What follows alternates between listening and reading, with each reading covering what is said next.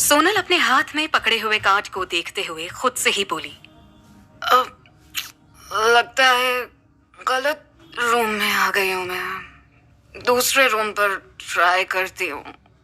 सोनल जैसे ही पीछे मुड़ी, उस कमरे का डोर खुल गया, मगर इससे पहले कि वो कुछ समझ पाती, किसी ने उसका हाथ पकड़कर उसे तेजी से अंदर खींच लिया। अंदर कमरे में काफी अंधेरा था। सोनल भले ही होश में नहीं थी, मगर फिर भी उसे अंदाजा हो गया था कि ये कोई आदमी है। वो जो कोई भी था, उसने सोनल को संभलने या शोर मचाने का मौका नहीं दिया और उसके दोनों हाथों को पीछे मोड़ते हुए उसे दीवार से लगा दिया। सोनल ने छूटने की कोशिश की, मगर उसकी पकड़ बेहद मजबूत थी। तुम अब तक यहाँ से गई नहीं? उसने सोनल के करीब आते हुए पूछा, मगर सोनल को जैसे उसकी बात सुनाई ही नहीं दे रही थी। पायल ने उससे कहा था कि होटल के रूम में एक सरप्राइज उसका इंतजार कर रहा है। तो क्या वापस नमम लौट आया है? नमम के साथ सोनल की सगाई बचपन में ही उसके माँ बाप ने कर दी थी। एक एक्सीडेंट में अपने पेरेंट्स को खो देने के बाद उसने नमम को ही अपनी दुनिया मान लिया था।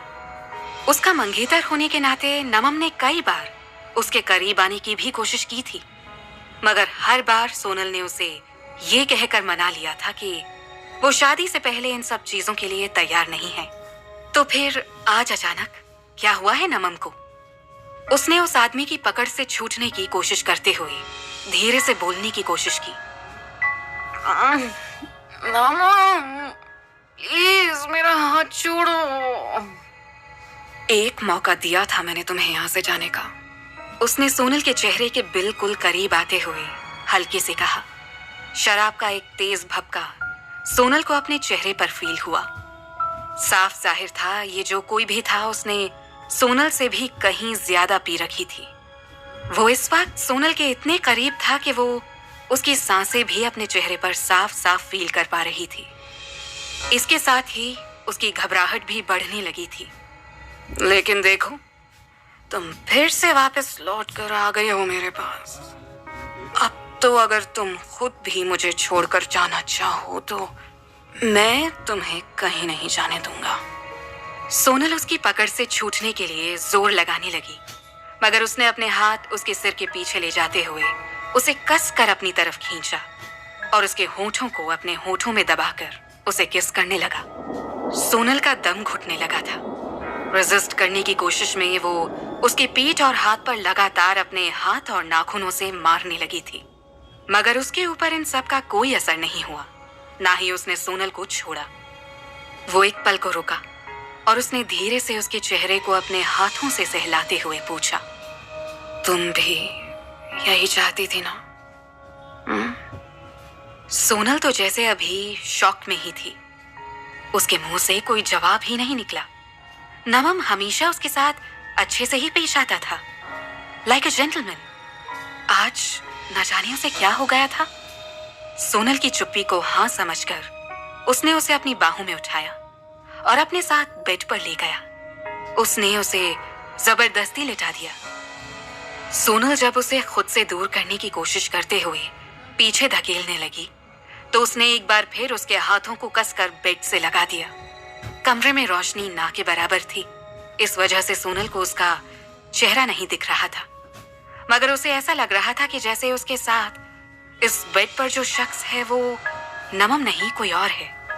नमम हमेशा उसके साथ नरमी से पेश आता था, मगर आज उसका बिहेवियर हमेशा से बिल्कुल अलग था। नशे में वो उस पर कुछ ज्यादा ही सख्ती से पेश आ रहा था। तुम गलतियां करती रही, फिर भी मैंने तुम्हें हर बार माफ किया।